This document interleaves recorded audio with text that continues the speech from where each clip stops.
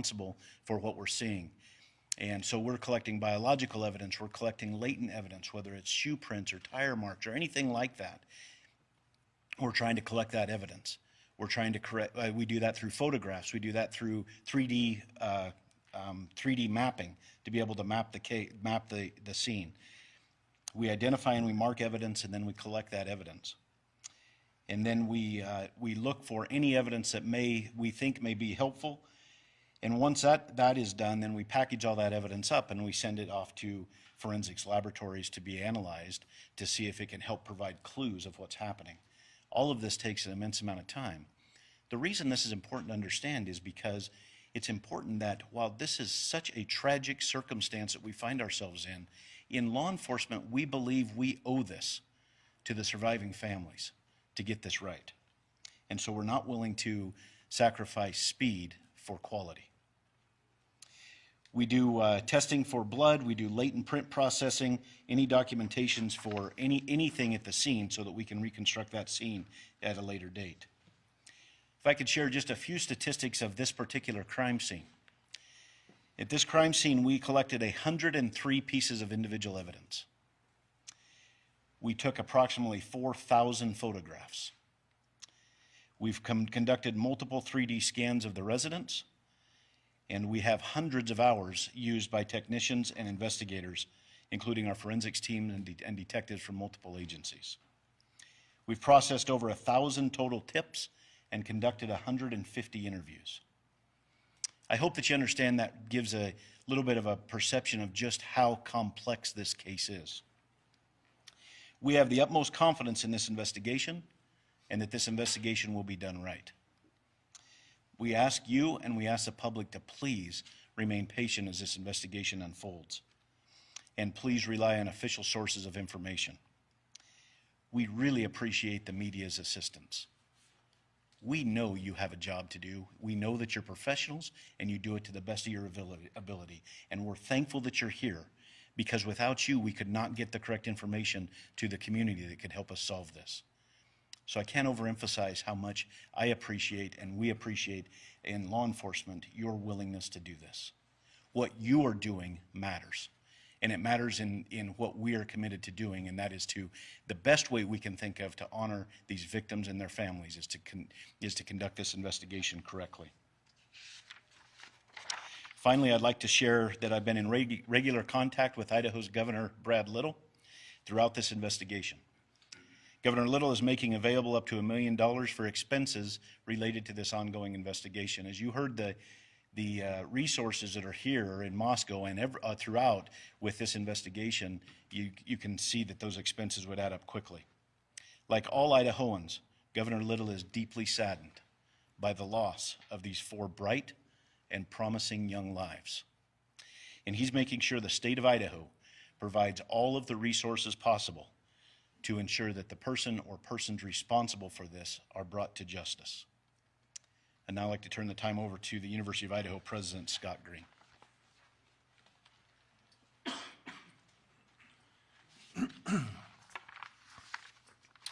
Good afternoon, I'm Scott Green, President of the University of Idaho. We deeply appreciate the kind words of support we have been receiving from our alumni and friends, as well as many others who may not know us but have taken time to reach out. People are donating to the victims' GoFundMe pages and the Bruce Pittman Fund for Students in Need, and they're buying personal devices for our students and continuing to look for other ways that they can help. This is what it means to be a vandal. In the last 24 hours, we have sent updated communications to our students, employees, parents, and alumni. And in those communications, we discuss campus security, services available to our students and employees, our plans for both remote and live instruction to close the semester, and our plans for a candlelight vigil on November 30. All of this is available on our website. We all want swift justice and continue to work with law enforcement to aid them in any way helpful to their investigation. As the investigation continues, we will better know how to proceed in the new year. We will endeavor to find the balance among safety concerns, the need to grieve, and the long-term needs of all of our students and employees. Through everything we do, we will keep Kaylee, Madison, Xana, and Ethan, as well as their families and friends, in our thoughts and our prayers. Thank you. I'm sorry, I need to introduce Deputy City Supervisor Tyler Palmer. Tyler, sorry.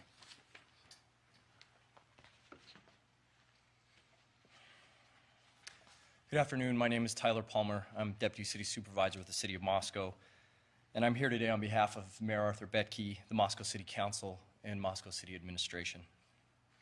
The loss of Kaylee, Madison, Xana, and Ethan has sent an overwhelming, palpable wave of grief, confusion, sorrow, and anger through our peaceful community.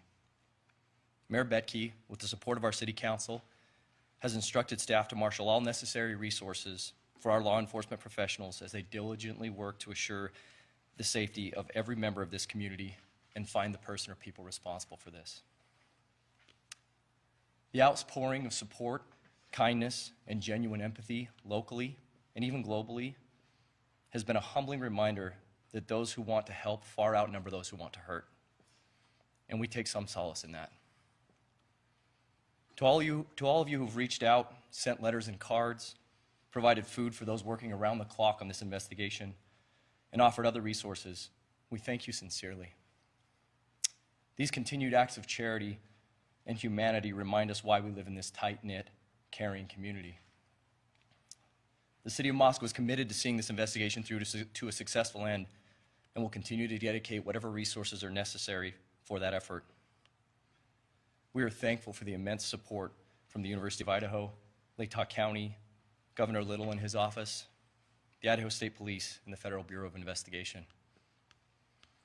Moscow is my home.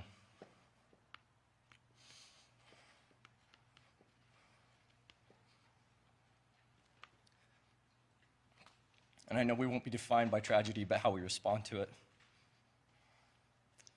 We mourn the loss of these beautiful young people, and we will relentlessly pursue justice on their behalf.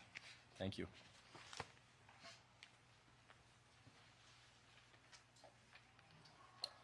So we would like to open it up to any questions, but I would like to ask if there's an Argonaut reporter here that would like to ask, and then second after that, an Evergreen reporter, if there's one in the room. So let's start with the Argonaut, please.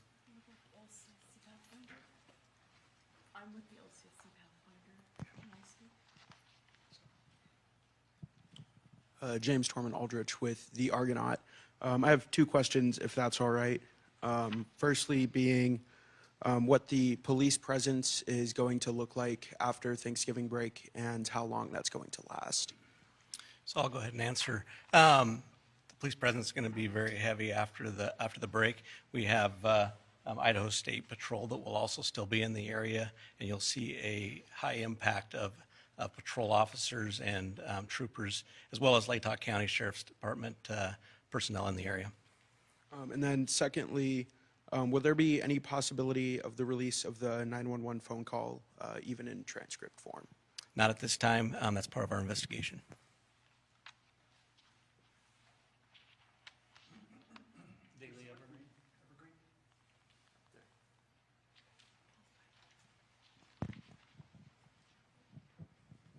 Frankie Beer, the Daily Evergreen.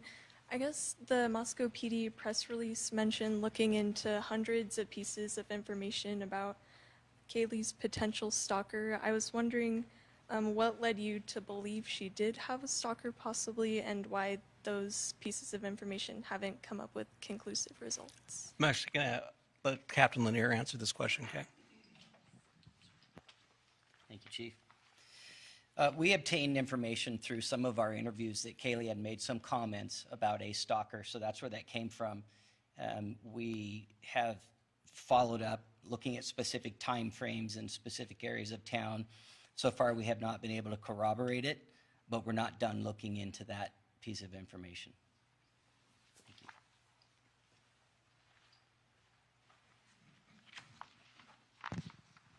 Dan Springer, Fox News. If I can get Captain Lanier. Sir, why not tell the public who the target was? You've said that this was a targeted attack. Why not tell the public who was targeted? If it was multiple people, it would go a long ways to telling the public what you're looking for and who you're looking for, the type of person you're looking for. Why not do that to alleviate some of the fears out there in the community? Well, first and foremost, we have the integrity of the investigation to preserve. And we feel like that information is integral to us and how we conduct our investigation. Releasing that to the public may or may not flood us with a lot of information that's not relevant or specific to what we're looking at. Don't you So want more information from the public? we do want more information, but we don't want to put our investigation in jeopardy by releasing what we have. There's always a balance between what you're willing to release versus what you're trying to gather. We told the public very clearly from the beginning that we're looking for a knife. We've told the public very clearly from the beginning that we believe it was a targeted attack. I mean, to be honest, you're going to have to trust us on that at this point, because we're not going to release why we think that.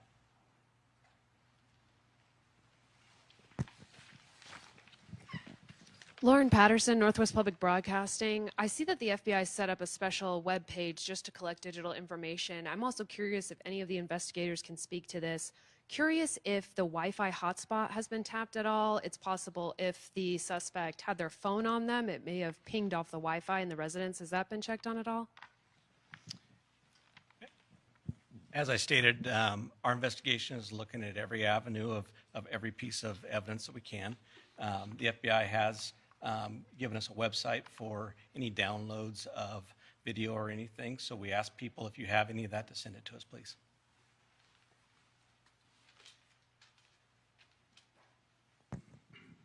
Thank you. Natasha Chen, CNN.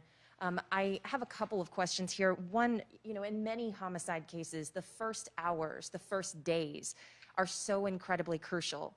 Now that we're moving into a window that's further and further away from the incident, does that concern you about the ability to arrest a suspect, or do you have information that you simply can't share with us that makes you confident that you're close to solving this? I'm going to have the Colonel step up and address that, please. Well, thank you for the question, and I would like to address it a little more globally than specifically. A little more globally here. Yes, as time goes on, I mean, we're time past the initial calls for service and the initial crime.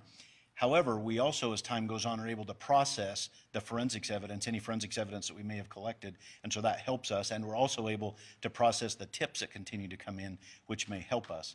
And so while time in one respect is not beneficial, in another respect it is, because it helps provide us with that whole picture of with all of the information that we're gathering, whether it's evidence or tips or any other information that we're gathering, it may help us to provide a clearer picture.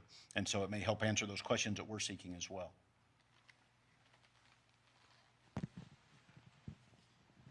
Hi, Angela Palermo, Idaho Statesman.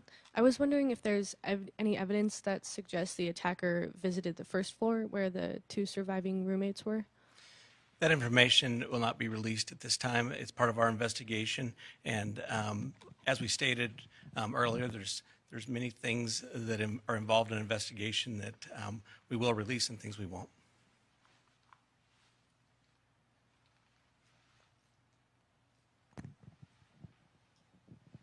Good afternoon, Ashley Soriano, Fox News. I have two questions. Have you considered the possibility of a murder-suicide? Is that something that you guys are considering right now?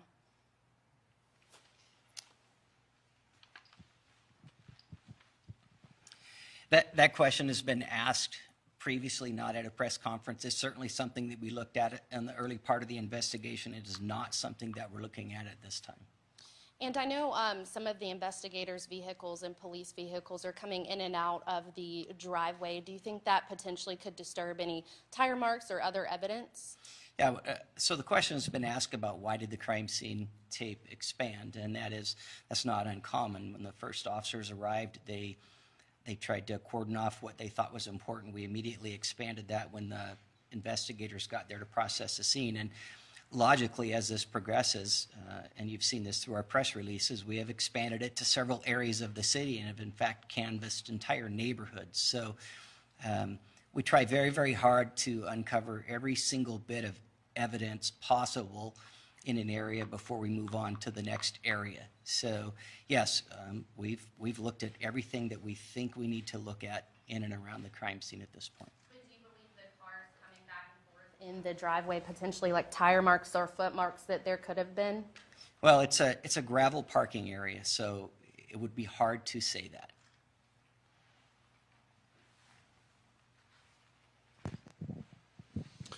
How are you folks holding up? How are your detectives and officers holding up? And Chief, you mentioned that detectives are prepared to work tomorrow on Thanksgiving, so is the expectation that they will be? That is correct. We're going to have many detectives and agents working all the way through this incident. Our people are dedicated. Our people care about this community. Our people want to ensure the community that we're here to bring safety and we're here to get a resolve on this. So we will continue to push through. We'll give people time off as they need it, and we will continue to take care of them. But we're gonna keep pushing on this until we come to a conclusion. Chris Mitchell, KLEW. Is there any plans to increase security for the Apple Cup on Friday?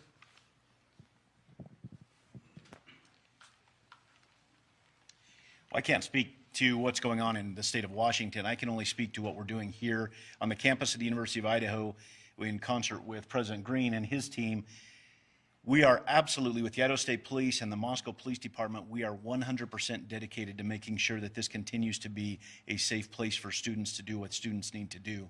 And so that's why we have so many uniformed troopers here that aren't necessarily assisting with the investigation, but rather here to help with the campus security. And President Green and his team have been fantastic in helping to strike that balance to make sure that we have law enforcement resources here. So while I can't speak what's going on anywhere else, I can tell you at the University of Idaho, we have a lot of state troopers, a severe increase of state troopers and Moscow police officers here, both on campus as well as throughout the community.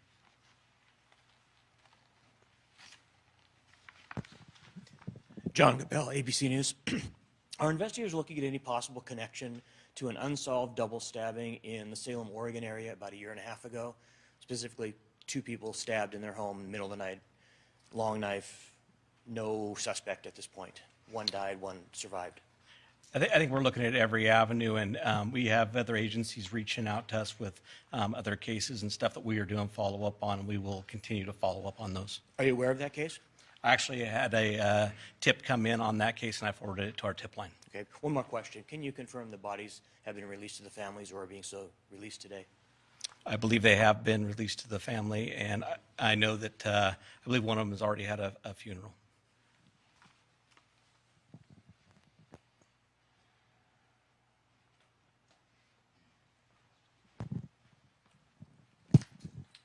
Destiny Martin with the LCSC Pathfinder.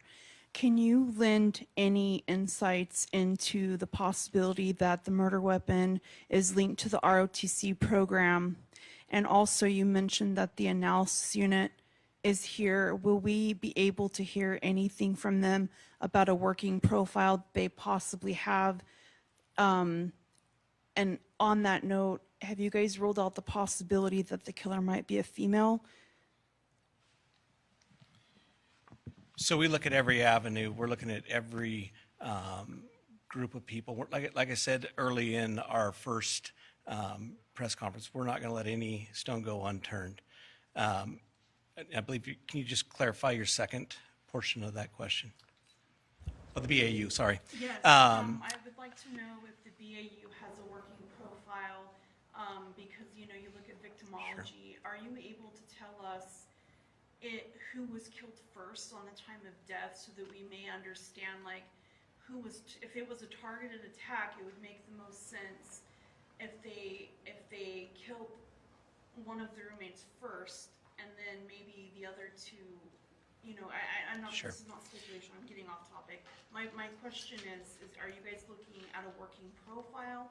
Have they come up with anything new regarding the motive or intentions of the killer or killers? The BAU unit is working diligently to do what they do. Will that be provided? I'm sure that may be provided once the conclusion of this case comes together. But they are continually taking in information and reading reports and gathering information for that. Good afternoon, Chief. Amanda Rowley with Crime 2. Seeing some speculation with some of the cars being searched this past week. Wonder if you can squash some of the rumors and that speculation. Is there anything you can share specifically on the white car out front, and then a follow-up for the university after? So I'll have Captain Lanier go ahead and come up with that. Thank you.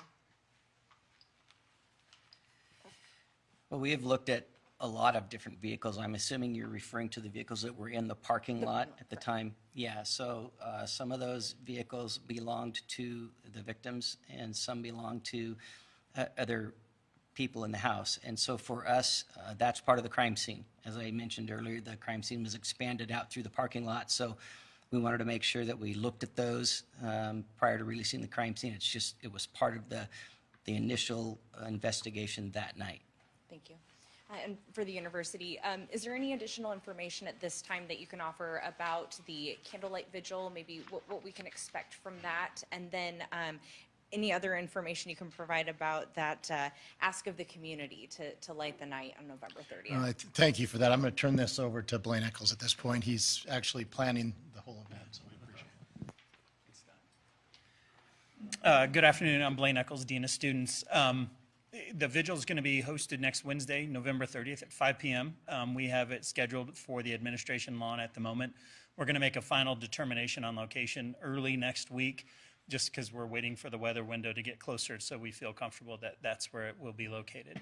We're anticipating a large turnout of community members as well as university members, students, faculty, and staff at that particular event. And all of the families have been invited to join us if they so wish from that aspect of it. The response has just been absolutely beautiful and overwhelming to the love that has been provided to the institution as well as the family members. The Light the Night event that you're talking about, while I don't have a lot of details on that, is set to coincide at the same time, just so that people that can't be here in person as part of the vigil are going to be able to participate remotely as well. The vigil will be live streamed, and it's safe to say that the Vandal family is going to unite and come together to support the families in the darkest moments of their life, quite frankly. So I'm going to go ahead and take two more questions, okay? Jordan Smith, KXLY. At this point in time, do investigators know which entrance the suspect used to enter the residence, if this was someone who might have known the door code at the front or maybe used the back door? Once again, that's part of our investigation. We're not going to release that information this time. Thank you.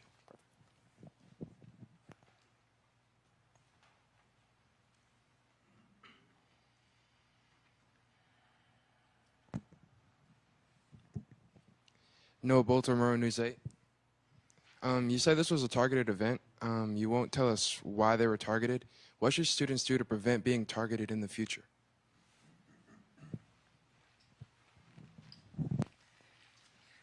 Well, that's a great question, especially in light of what just happened. If you would have asked us 9 days ago,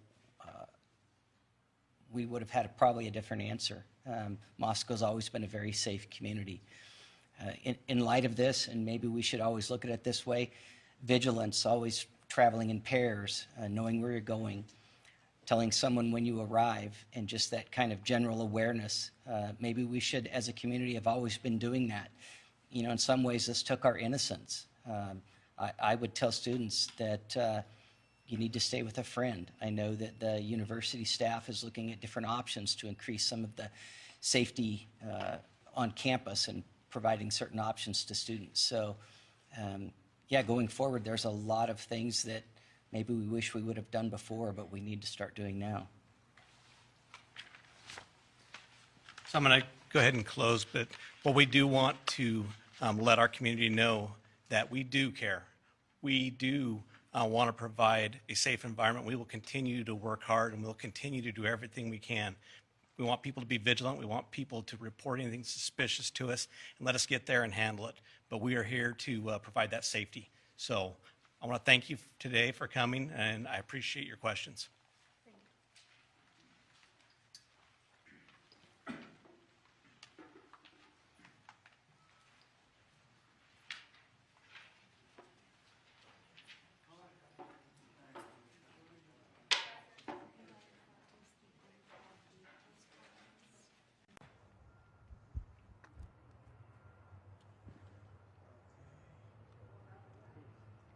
Yeah, I did theater up here. Okay. Can you give us your name, please? My name is Destiny Destiny. Mhm. Can you ask me, you were saying your last name, Destiny? Martin, Martin. Okay. Yeah, so what questions do you want me to ask? I'm sorry, I wasn't recording. Can you tell me your name and your last name and spell it, if you don't mind? Destiny, Destiny. Martin,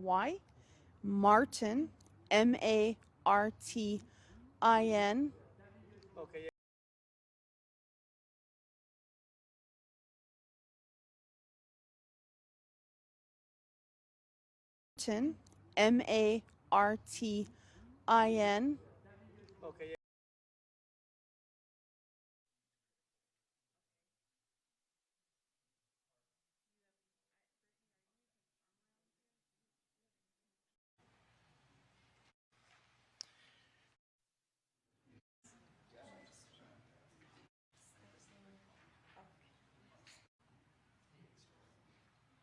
Xana, Kaylee, and Madison's murder investigation. No bit of information is too small, and every tip will be pursued.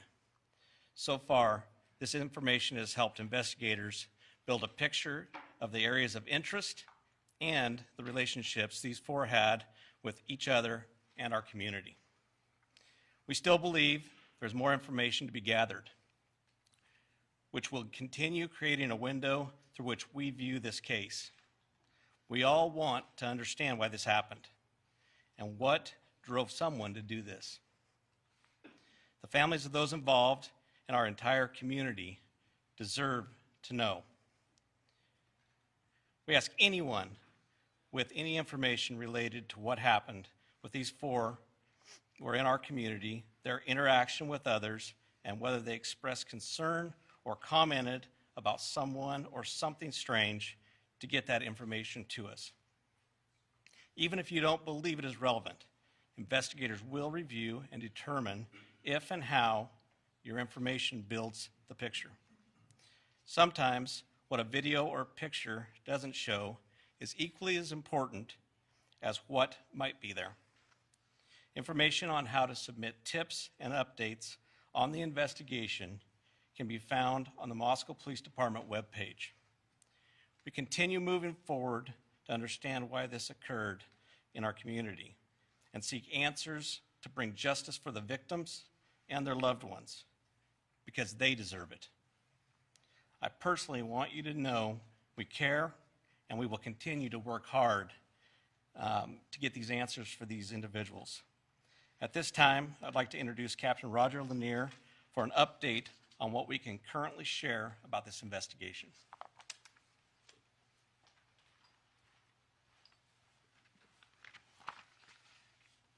Good afternoon. I'm Captain Roger Lanier with the Moscow Police Department. I want to assure you first off that the loss of Xana, Kaylee, Madison, and Ethan remains the highest priority for the Moscow Police Department. We will continue putting all of our resources into investigating and solving these murders. Investigators are prepared to work through the Thanksgiving holiday to continue their efforts. I also want to express our sincere appreciation to the Idaho State Police, the FBI, the University of Idaho, and the Latah County Sheriff's Office for their assistance. And I especially want to thank the community of Moscow for their outpouring of support through this incredibly difficult time. Today I'm going to recap in brief what we know. I'm going to provide some new information, and I'm going to address some rumors. On the evening of November 12th and into the early morning hours of November 13th, Kaylee and Madison arrived home at approximately 1:45 a.m. after visiting a local bar and a street food vendor. Ethan and Xana were also out in the community at Sigma Chi, and they arrived home at approximately 1:45 a.m. Two surviving roommates who were also out in the community arrived home at approximately 1 a.m. Later, on the morning of November 13th at 11:58 a.m., a 911 call was placed. The call reported an unconscious person. The call originated from inside the residence and a surviving roommate's cell phone was used. During that call, the dispatcher spoke to multiple people who were on scene. Moscow police officers responded and found 2 victims, 2 on the 2nd floor and 2 on the 3rd floor of 1122 King Road. The results of autopsies indicated that the 4 were stabbed multiple times and were likely asleep during the attack. Some had defensive wounds, and there was no sign of sexual assault.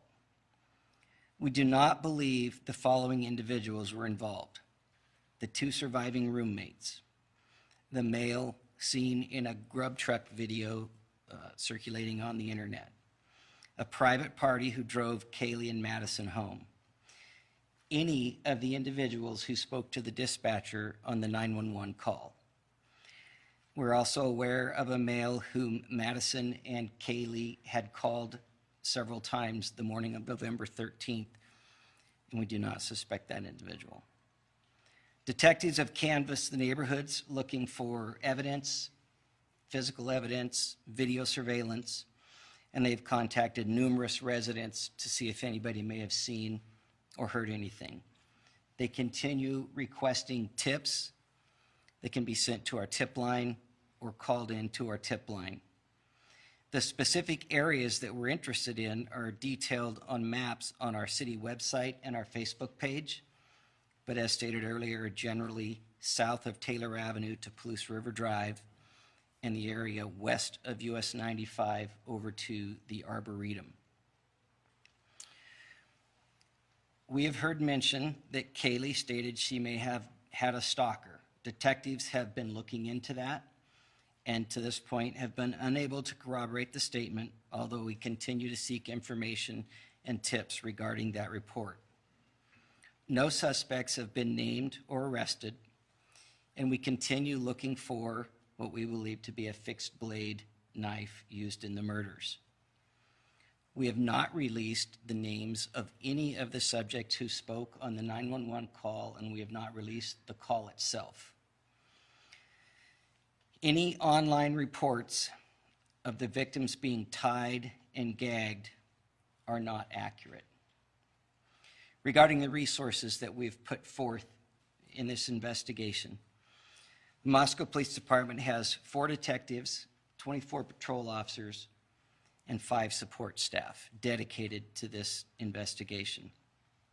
The FBI has 22 investigators in Moscow and 20 additional agents assigned in various locations, as well as 2 members of the Behavioral Analysis Unit. The Idaho State Police has 20 investigators, a public information team, a forensic services and crime scene team, and 15 uniformed troopers who have been valuable in helping provide community patrols and safety patrols. We very much appreciate their support. This is our highest priority. It will remain our highest priority. We owe that to the families. At this time, I would like to introduce Colonel Kedrick Wills from the Idaho State Police.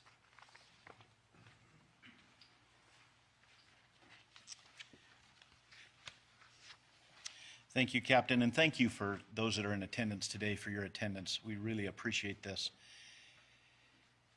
What has affected Moscow and the community here has affected all of us as Idahoans. We have a way in Idaho that the communities come together in tough times, and this is one of those tough times. Leads from the community are important, and as the captain spoke, no tip is too small, and we would urge anybody that has any information whatsoever to please provide that to help us solve this case. The lead agency of this case is Moscow Police Department with Chief Fry and his dedicated team of professionals, and the Idaho State Police's role is to support them and their good work here. There is an awful lot of efforts going on behind the scenes, and I'll explain why it's behind the scenes in just a moment. But what can't be seen isn't always known of what we do in law enforcement, and I'd like to explain that in just a moment. But the Idaho State Police and the FBI continue to provide resources to this investigation. I would like to speak for just a moment, if I could, not about this specific case, but rather an overview of how cases are investigated, so that maybe it'll give some sense of the why of the timeline here. We understand you want answers. we want answers too. But these take time, and if I could explain just a minute about the process here of what we go through just generally in investigations. So we use in advanced investigative techniques and crime scene processing. So what happens when a call comes in, the original officers, the first officers that respond to a scene, and then once that they've got their work there and determined that they need some additional investigative assistance, then they call investigators to come and help process that scene. And oftentimes it requires a forensics team to help process that scene. And when I say process the scene, what we're looking for is we're looking for any evidence that may help us to be able to find the people or person responsible for what we're seeing. And so we're collecting biological evidence, we're collecting latent evidence, whether it's shoe prints or tire marks or anything like that. We're trying to collect that evidence. We're trying to we do that through photographs, we do that through 3D mapping to be able to map the scene. We identify and we mark evidence, and then we collect that evidence. And then we look for any evidence that we think may be helpful. And once that is done, then we package all that evidence up and we send it off to forensics laboratories to be analyzed to see if it can help provide clues of what's happening. All of this takes an immense amount of time. The reason this is important to understand is because it's important that while this is such a tragic circumstance that we find ourselves in law enforcement, we believe we owe this to the surviving families to get this right. And so we're not willing to sacrifice speed for quality. We do testing for blood, we do latent print processing, any documentations for anything at the scene so that we can reconstruct that scene at a later date. If I could share just a few statistics of this particular crime scene. At this crime scene, we collected 103 pieces of